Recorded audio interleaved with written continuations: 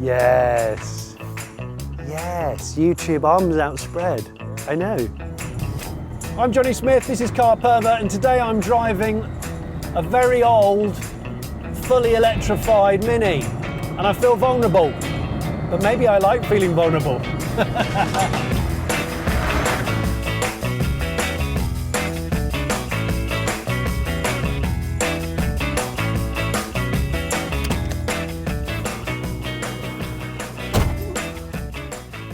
Okay, put it in forward motion and drive off. I've not driven an old Mini for blimmin' yonks. So what is this? Well, it's a classic Mini restored to the customer's own spec if you want to, and then it's given the EV treatment. So the A series transverse engine comes out, the one that had the gearbox built in from Minis of old. So under the bonnet at the front there, you've got an 80 kilowatt brushless electric motor that sits really low. As a consequence, the whole car's got a lower centre of gravity and it's got a much better weight distribution than the original Mini, which was already pretty good. Now at the moment, there isn't a frunk or a fruit or whatever you'd call it in there, but someone that ordered one of these could have some sort of luggage compartment fitted because there's space over the top of the motor. This car doesn't have it because this is a showcase car. And being such as a showcase, of course, if you were to order a Swind-E, you can choose whatever model Mini you want, in whatever colour, types of rims, interior trim, electric Webasto sunroof, for example. That's all up to you. This particular car is based on a 1983 Mini City. But the Mini design didn't change hugely since it was born in 1959. The design was always celebrating maximising the space within a short wheelbase. Short overhangs, amazingly sporty steering, suspension, obviously massive racing pedigree. No power steering because Minis never had that, just your rack and pinion. And the reason why Swind-E, or Swindon Powertrain, chose this as a sort of proof of concept car, because a few years ago they realised that electric powertrains were going to be more and more commonplace, and they wanted to see how easily they could develop something that could be slotted into a number of cars. And the reason why they chose a Mini is because the boss man, Raphael, the French guy, he likes Minis, and the good thing about Minis is they're universally recognised. Even if you don't give a flying toss about cars, you still know what a Mini is. We're just making our way out onto some interesting roads that aren't littered with speed ramps. You realise how low the original Mini was. That's part of the appeal. Your bum's low, the ride height's low, you are in tune with every single input you make into the steering wheel. I feel very big in this car. It does remind me of my mate's 1275 GT when we were at college. Went everywhere in that thing. Well, got through 4 engines.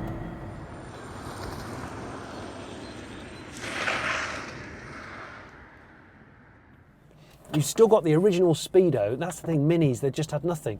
We think that Tesla Model 3s having just one touchscreen in the middle with all the information on and a clean dash. Well, where do they get the idea from? Look at the original Mini. This particular car is a testbed car for Swindon Powertrain to show what is possible. The boot has got more space in it than the original because they've taken the petrol tank. As a consequence, there's a big gap where the fuel tank used to be. So I think there's a 200 litre boot, which is actually pretty good for a car this tiny. Standard Mini suspension, standard Mini rack and pinion steering, non-servo brakes, but remember it's got regenerative braking, so that's less stressful on the braking system itself because you're getting energy back from that to put back into those batteries. Because of course it only weighs a little bit more than a standard Mini, about 75 kilos more than a standard Mini. Making this, I think, under 800 kilos. In today's standards, that's just nothing. And that's why you don't necessarily need big brakes, because it's not a heavy car, so it's still got the non-servo brakes, those discs, and they actually feel just fine. The brake pedal's hard. The centre of gravity is lower than the old Mini, and the weight distribution is better than the old Mini. It's 55-45 weight distribution, I think, and centre of gravity is down by 45 millimetres, because that A series engine that sits quite high in the engine bay, now you've got a super low compact electric motor. Because it's got an aftermarket motor litre steering wheel, it's actually smaller than the original mini wheel. I normally struggle getting my leg under the steering wheel, but it's got little bucket seats, motorsport bucket seats. There are so many aftermarket parts for this car, restoration and accessories. So you could make this car to your own spec. Any kind of interior you want, different seat designs, different steering wheel, different switch gear, different levels of luxurious materials, and of course all the body panels, even full body shells, are available on the aftermarket. So apart from a few bits and bobs, it would be an all new old car.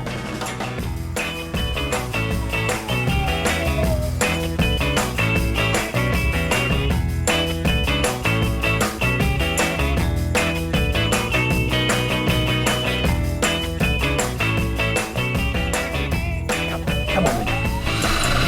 Oh, hello, hello.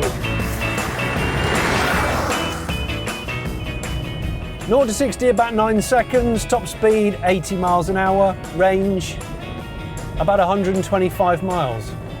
24 kilowatt hour battery pack that lives in this sort of made up transmission tunnel here, which is not like the original car, but you don't really notice. Now, although Swindon Powertrain have used their own battery pack in this particular car, they're saying that future cars, I think, will use battery packs from salvage cars, like in Nissan Leaf, for example, or some modules from a Tesla, like a lot of other electric classic car converting companies. The advantage of that, of course, is you can get stuff second-hand that's still under warranty from a salvage car, and also in the future, if you need to buy replacement cells, you know they come from an OEM. Regen braking, actually quite serious regen braking. When I come off the throttle pedal, it does really bite, so I'm getting a bit of regenerative energy going back into the battery packs, and of course it's drive-by-wire. The throttle's really sensitive, but I'm sure you can adjust that. On the one hand, this might look like a ridiculously expensive proposition. £79,000 starting price, but that does include the sourcing and the building restoration of a classic Mini. So your £79,000 gets you a car of your choice, as in a Mini of your choice, restored to your spec, interior and exterior, and then the EV drivetrain. What this allows you to do, of course, is it allows you to drive a classic car more often than you ordinarily would. You can every day drive a car like a classic Mini in congestion, and you don't have that horrible feeling that it might not get you there. I'm not saying that Minis are unreliable, guys. I'm just saying that they're old, and old stuff might not always have your back. And as a massive classic car fanatic, I see both sides of this argument. I see people saying, no, keep it purist, classic cars should be as they were, a snapshot of history.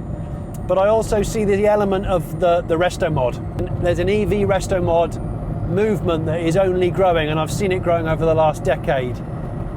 And this can encourage people that otherwise wouldn't buy a classic car to think, yeah, I actually like the old look, but I want it for a modern lifestyle. I want to just get in and flick a switch and it just work. So I can see the appeal of this. Yes, you will pay for the privilege. It's a big price tag. You've got to really want to do it. You know, this is almost 3 times the price of a brand new Mini E, but it's for a different kind of person, I think. The other thing that classic electric cars do, of course, is they mean that they have more of a place in the future, hopefully, as piston engines might become more and more outlawed and the use is more restricted. I've said this before, a car like this might not be allowed to drive in say the centre of Japan, you know, like round Tokyo, but if it's converted to EV, then there's a future of it being able to be used in a city environment, which is quite cool. And it's part of this wave, I suppose, that's encouraging people to think about regularly using an old car in the modern world. And there's a lot of people out there that I think are classic car fans in terms of aesthetics, but they like the idea of one, but maybe not the reality. They're not purists. They're people that look at an old car and think, I quite like the look of one, I'd like to be seen in one. Do I really want to live with one day to day? Nah. And although I'm one of those people, I think this could help the wider appreciation of classic cars. Oh, bit of wheel spin.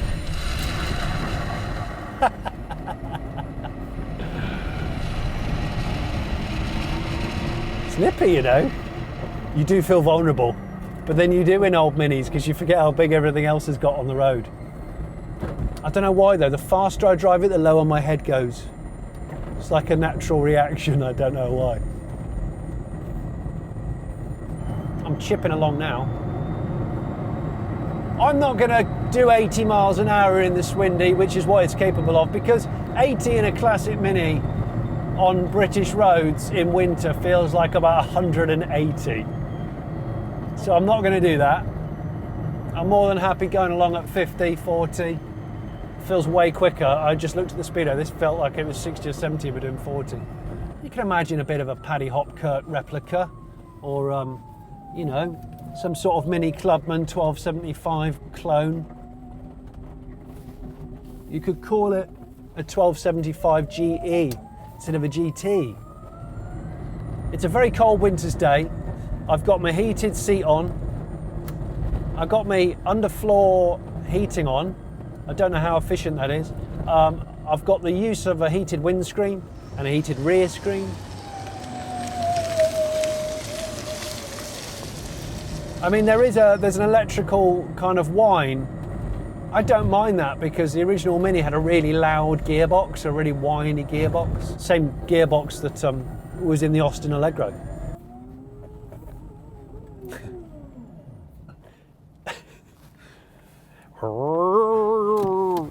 The gear stick here is just forwards, neutral, backwards. Some conversions I've been in of classic cars keep the gearbox, so you can still feel like you've got some engagement. It's not actually needed because the motor will just have instant torque in any gear. So having no gearbox almost, or not a geared gearbox as it were, and no clutch, means there's less to worry about and less in theory to go wrong. You just don't see old Minis on the road anymore. They used to be everywhere. They used to be one of the go-to first cars all the way into the 90s. Now, well, they stopped producing them in 2000, 20 years ago. I didn't want to directly compare the old Mini to the new Mini because it's not really fair. Because if you think rationally, you just go for the modern car with its long warranty for a fraction of the price. So on the one hand, you could go out and buy something like the Mini E, brand new EV, and then have your classic cars at the weekend in standard form. Or you can do it this way round and you can think, well, no, actually, I want a classic car to be used most of the time, which is where this kind of proposition has a place. At the moment, I live my life the former. I have a modern electric car as my daily driver, and I have my classics that run on, you know, petrol for weekends and summer days and that kind of stuff. There were actually experimental electric Minis as far back as the 60s when the Mini was quite new.